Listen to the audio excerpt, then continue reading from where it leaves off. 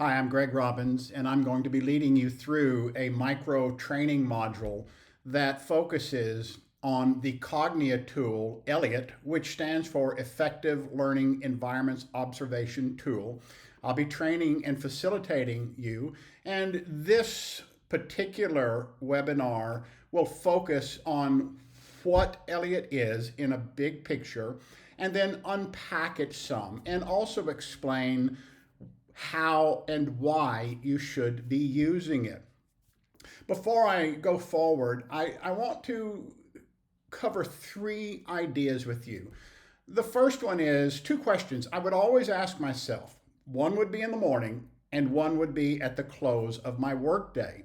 And if I were you, I would print these and hang them all over my school, anywhere, everywhere that stakeholders can see it. The first one is, am I or are we where I or we need to be right now so that I can succeed today? And if you're a teacher, do you have everything that you need done before you walk into that class so that you can drive success for your students? The second question that I always asked myself at the end of the day was, are we or am I going where we need to be for tomorrow so that when I step into tomorrow, I can succeed? And if you ask those questions and you answer them and they're yes, you're in good shape. If either one of those are no, then you need to step back and figure out, what do I need to do to get where I need to be? The second is a quote from Debbie Fields, and it is, good enough never is. We should never settle for good enough. It was Michelangelo said, the greater danger lies not in setting the bar high and missing it. Rather, it is in setting the bar low and actually hitting it. We should never settle for good enough. Vince Lombardi, who is the person of the second quote, also said the following: perfection is not attainable, but it is in the pursuit of perfection that we become excellent. The other quote does come from him as well. And he says the following: the only place where success comes before work is in the dictionary, which means that if we're going to succeed in getting a school to a point that it has sustainable quality, that it has sustainable continuous improvement, and yes, it does well on an engagement review, then we have to work very hard. And that's what we're about to do as we begin the program of classroom observations using what I consider the very best classroom observation tool that I've ever seen. In fact, it's so good that I had one and it was a good tool, but I prefer Cognia's tool. And my opinion, I don't get paid to make these decisions, but if I were Cognia and a school was the member of my improvement network, I would require that you use Cognia every day and have reports every year. My opinion. So eleot, again, is Effective Learning Environment Observation Tool. Cognia created it. A man named Dr. Ludi created it, and very smart, a genius of a guy with great vision. And it really is about understanding the student's perspective and what's going on with them. And its purpose is to shift the focus from teaching behavior, which is very 20th century, where the teacher is in the middle and the teacher is the focus. The teacher does everything. And it takes that teacher and turns them into a facilitator, an orchestrator, a conductor of learning. And it focuses on the students and what they are doing and their engagement outcomes. It's used all over the world. It is used on every continent, in every country where Cognia is, and I believe that you should use it as well. It helps schools do two things. One, it helps you set a baseline. So at the end of your first year, when you have run your eleot observations or eleot sweeps, you have had reports. I like reports, so I like them monthly. At the end of the first month, compile a report. You can disaggregate that and break it down. And eleot's tool does it for you, and I'll cover that later. Then I like to do a second month report where I take the first month and the second month. What is happening? A third, end of semester. All 3 months, run a report, do it at the end of the year. And in year one, that'll set your baseline. The very last report that you do is your baseline from now on. It also has benchmarks because it has international standards. You can look at your ratings and compare them to the international school community. And it empowers educators to see the classroom from the student's perspective. Why is it important? Well, first of all, it provides insights into how students experience learning in the classroom, because when you're doing this thing, you're not focusing on that teacher unless she or he comes into your field of view. So it's not like you're following the teacher. You're not. You're focusing on students throughout the classroom. It supports data-driven professional development opportunities for teachers because you can see areas in your reports where teachers need help. It also encourages aligning teaching practices with institutional goals and the mission and the vision of the school. It's important because it's easy. Input is easy. I'm going to show you in the next webinar exactly how to create a classroom observation report, and I'll also show you how to create a broader report that includes everybody doing it.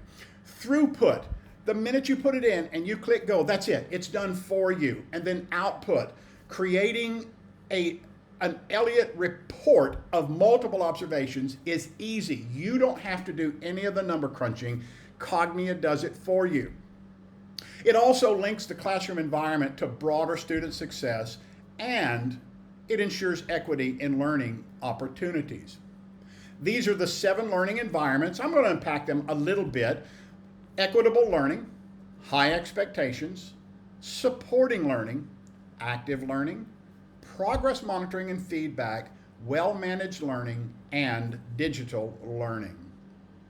So now what I'd like to do is break down each of those domains or each of those environments. First, equitable learning. This is about, as we're looking at classrooms, that we're ensuring that all students have equal access to everything that it needs to succeed in that class, to learning opportunities and resources.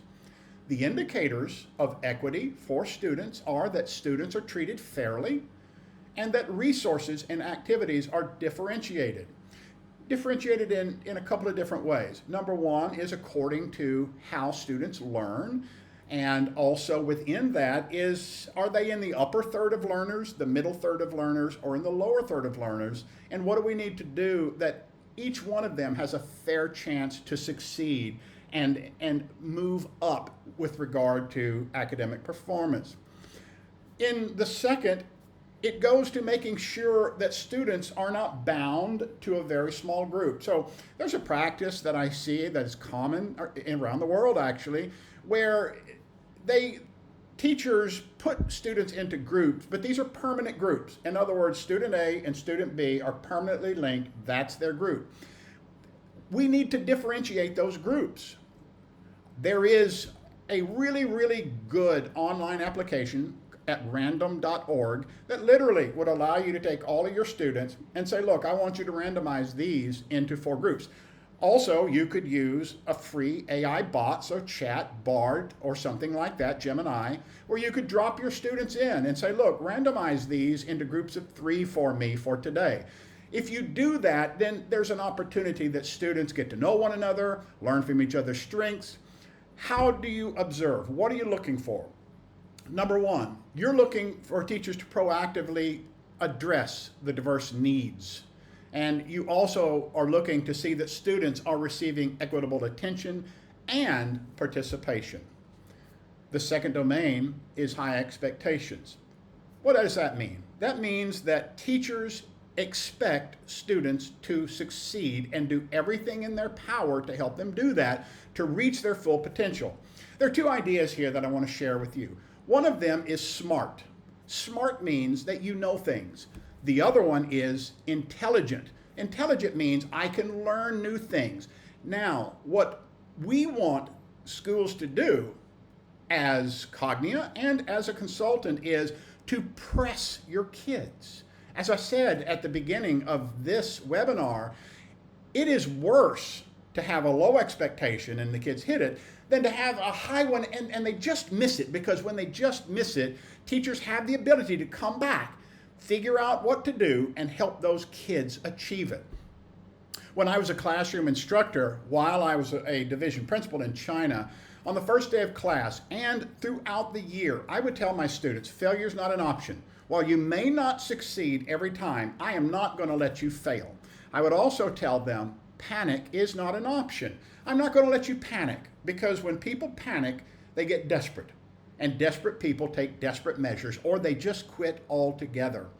I also told them, know this, when you come into my classroom every day, we're going to take out a big old wooden stick of academic, and we're going to beat you with that, metaphorically, and we're going to press you, push you, challenge you to be better, and then I'm going to send you home to do it to yourself. But this is my promise.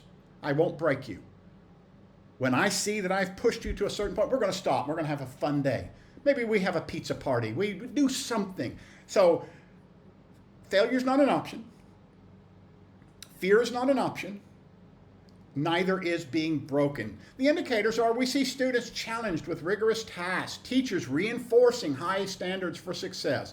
And we are observing, noting if students are asked to not just give an answer, justify it, explain it, give us your meta thinking about that, answering the questions, who, what, when, where, why, and how, and what outcomes could be. Math students should be able to explain math, and maybe like in calculus, be able to explain, well, I got to an answer this way, but I can also get to it this way, and which one is better? And then making sure that we are communicating our expectations, not only to students, but to parents as well. Supportive learning. Like I said, we're not going to let these kids fail. And when somebody steps into a classroom doing an Elliott sweep, then we want to see a positive and supportive learning atmosphere. We do not want to see heaviness. Look, learning should be fun. Kids should be enjoying it. On my door in China, as you left, above the exit, it said, we had fun. Did I press them? Nobody was ever pressed harder. Nobody, nowhere was ever pressed harder than my students. But my students succeeded, and yours can too. We need to see teachers offering help when needed. Students feel free to raise their hand and interrupt the class. We are looking for interactions between teachers and students where they're encouraging effort, and we want to see collaboration among the students. And, by the way, collegial relationships between students. Active learning is applied learning. So let me just get to that point by saying this. Some aspects of curriculum include the following things. This is not curriculum in total. I'll do a webinar on that one day. So there is information that students need to know. They need to get this stuff into their brain so that they can access it. Let's just go to geometry, for instance. So a student ought to know what the radius is. A student ought to know what a circle is. A student should know what the word area means, and a student should understand and know the number pi. So pi is 2.1415. I'll stop it there. I could go on. And so that's information that they need to have in their brain. So that's content. But they also need to have knowledge. Knowledge is, how do these things work together? It's understanding the connections between information that allows me to make sense, understand, and comprehend what I'm about to be asked to do. Then there are skills. Skills are activities or actions that we learn that we can take in something. So I understand multiplication. I understand division. That's knowledge. I can take a concept. I can take these numbers, and I have the knowledge of how these things are connected. But then there's know-how. Know-how is, I know how these things work so that I can show the final thing. That's competency. And competency and knowledge and know-how, especially know-how and competence, that's active learning. Students are engaged and participating in their learning. We want to see that in the classroom. We want to see a little bit of it every day. Maybe it's at the beginning, maybe it's in the middle, maybe it's at the end. But at some point, a little chaos, managed chaos, ought to occur where students are in that ditch showing you they know how to dig it. Indicators, hands-on activities, discussions, problem solving, students taking ownership of their learning. We want to see student-led discussions, problem solving, independent projects, group projects. We don't want just listening, because if kids are just listening, they're not engaged in authentic learning. Progress monitoring and feedback. In that classroom, teachers should be telling students, this is how I'm going to assess you. This is how you can figure out how well you're doing. It's in the LMS. I'll be giving you formative assessments. It's in the grade book. And feedback. This is what you did, and that's good. This is how you could make it better. This is what you did. It didn't work. So in other words, effort and outcome are two different things. And effort doesn't get you a grade. Effort doesn't get you to the next step. Outcome gets you to that next step. And that's what we're measuring and giving feedback on the outcomes.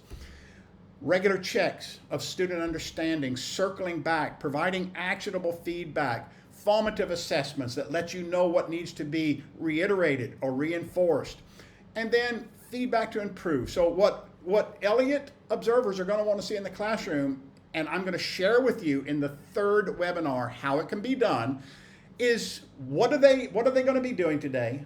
How are they going to be assessed? What kind of questions are going to be asked, and how is feedback given, and the student should apply it. Well-managed learning. I told you I'm a fan of chaos, but I'm not a fan of unregulated chaos. I love noise in a classroom. I love to see students moving around, and if you're there and you've ever been a part of one of my MacGyvers, you see what managed chaos looks like. And I also like to call it planned spontaneity, where you plan for this thing to happen. The kids just think it's off the top of your head, but the classroom is orderly. It's conducive to learning. It's not unregulated or unmanaged chaos. Minimal disruptions, clear procedures, self-regulation, seamless transition, and how teachers manage the learning, classroom management. And I'm going to give you my techniques in this third webinar. Digital learning is where nearly everybody is lowest. There are two ways to do this, though, where you can get a good score on digital learning. Number one is letting the kids use technology to learn through it. So you the teacher, using a smartboard doesn't get you a 4, a 3, or a 2 on digital learning. It gets you a 1, because that would be, as my longtime colleague Zach Mikovic says, that would be like saying, if the teacher sets the time on the clock, the kids know how to tell time, and that's not true. Kids use a clock, digital or the old-fashioned, a large hand, little hand. So we want to see digital tools enhancing instruction. We want to see students demonstrating digital literacy and good digital citizenship. We want to see appropriate, timely tech integration, and are all students engaged? Now look, many people think that means every student needs to be engaging. No, you can do this by group. 4 students can share a computer, can share a pad where they're all engaging, and you're limiting the opportunity for a kid to go outside the bounds of where you want him or her to go and play around on their computer. But another way to do it is to give kids, and say it, and again in my third webinar, you're going to hear this, go home. I have a 15 to 20 minute research project I need you to do. Maybe it is vocabulary and making them get it into the computer. Maybe they're uploading it to the LMS, but say it, go home, open your computer, open your pad, and do this thing with it. That counts as well. Scoring. Well, it's 4, 3, 2, 1. Very evident means a 4, that it's observed across most students, the overwhelming majority of students. So most for Cognia is 50 to 75% of your students. So are you seeing 50 to 75% of your students or the activities or action happening? A 3 is that it's evident, and it occurs in many students. Many students here is about 30 to 50%. A 2 is somewhat 20 to 30%. It's not evident, it's below 20%. And so that is how you score each one of those subdomains of the 7. The typical observation timing is 15 to 20 minutes. Don't go over 20 minutes. 15, 18 minutes. Make sure you're mixing up when you're going into a classroom. I like to get 2 observations an hour if I can, 3 if I've got a 50-minute hour, and I go into this class at the beginning, this class in the middle, that class at the end. I was asked last night, how many observations should each individual teacher have? Well, it really depends upon your staffing. How many people do you have conducting them?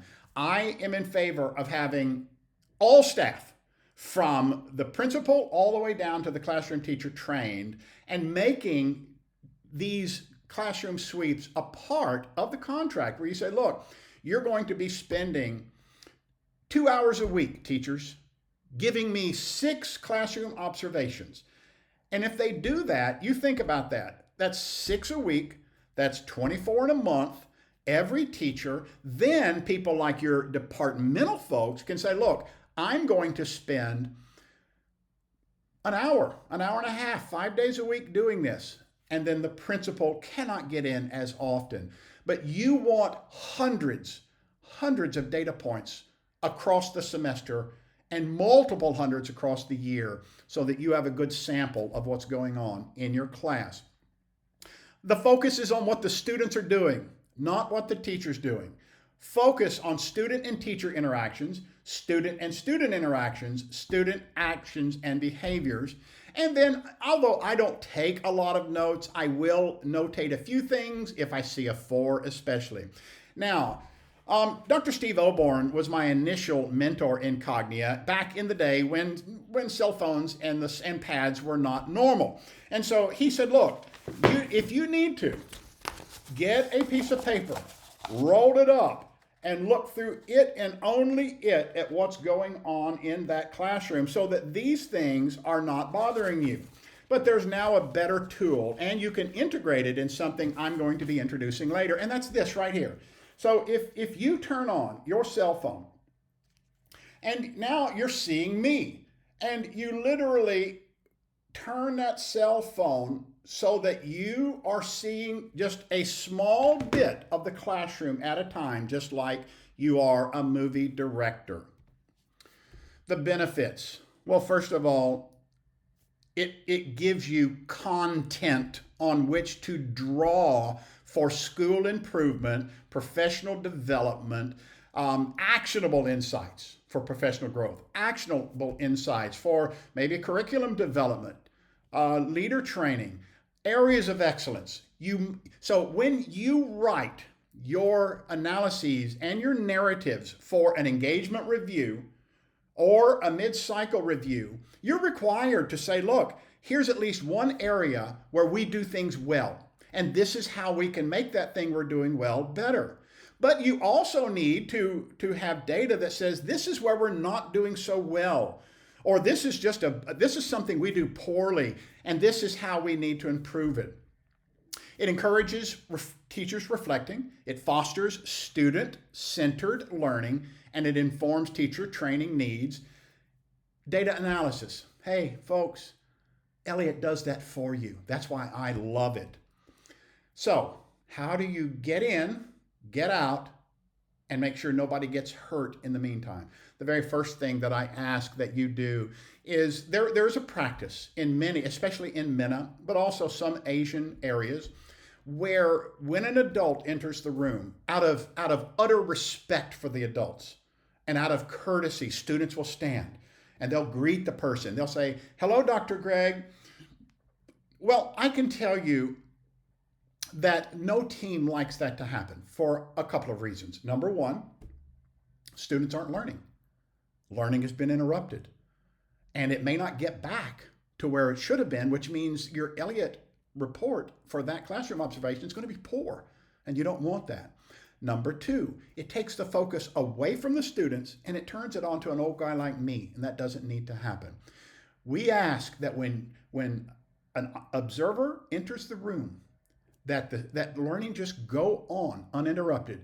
The observer should look at the teacher, nod, I like going to the back of the classroom. I love having a door at the back that's unlocked that I can ease into. I like even better schools that have those beautiful observation windows where I don't even have to go in and interrupt anything. But if I have to go into the front, I ease in, nod at the teacher, ease to the back, and I can move. So in other words, along the back, I can move along that back wall. Don't talk to students. You know, don't whisper. If there's two of you in there, don't whisper to one another. Don't walk into the middle of the students. Don't just leave the students and the teachers alone. Let them go on about their learning. And remember that you focus on the students. Direct your attention to student behaviors. If you're going to take notes, make them discreetly. Make sure your body language is very neutral. Then exit as best you can in a natural transition, such as the teacher changing the topic, students moving into something, and then you ease on out, and then you move on to the next class. Now, this is what I do, by the way, when it comes to scoring. I'm old school. There is an app on the phone, on the pad, where you can go in and you can conduct an Elliott report. What I'm going to show you in the second webinar is the way that I do it. So we'll save it for there, but I prefer just good old-fashioned paper. I print them out. You can fit one Elliott observation on one piece of paper, front to back. While I've got my phone, I created something in 2019 that I still use today. I use it when I'm on engagement reviews, and it's called the Mosaic. So what am I doing? As I've got my phone pointed at students, I'm looking at this group of students and that group of students. I'll take a picture. I'll take another. I'm just watching learning. And in a 15-minute to 18-minute observation sweep, I probably will get 30 pictures. Then I move on to my next classroom. At the end of the day, I take all of those pictures, I turn them into a slideshow where I only get to see that each picture for about a half a second, no more than a second. And it literally, learning flows in front of me, and I can see what's happening in a school among all of the classrooms. And then we were in the habit at my system in China of having an end of the month where we were going to be sitting for an hour, everybody, teachers and leaders, watching a mosaic of learning for that semester. And then we knew what we needed to do. So now, when we did this together, you asked some very good questions. I believe that I've answered them here. And so what I want to do is say thank you for watching this. Send any questions you have to me. Thank you.